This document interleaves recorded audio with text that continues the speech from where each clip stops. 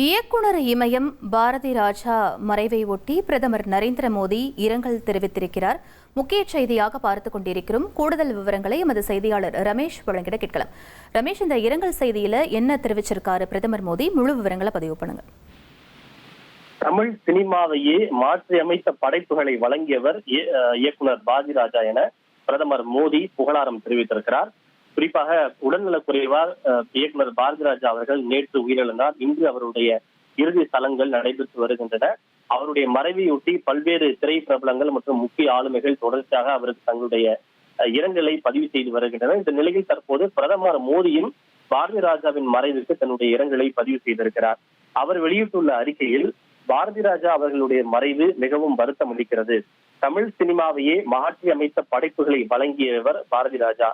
திரையுலகின் ஒரு மிகச்சிறந்த ஆளுமையாக திகழ்ந்தார் எனவும், குறிப்பாக கிராமப்புற வாழ்க்கையை அவர் சித்தரித்த விதம் மிகவும் குறிப்பிடத்தக்கதாக அமைந்திருந்தது என பிரதமர் மோடி புகழாரம் தெரிவித்திருக்கிறார்.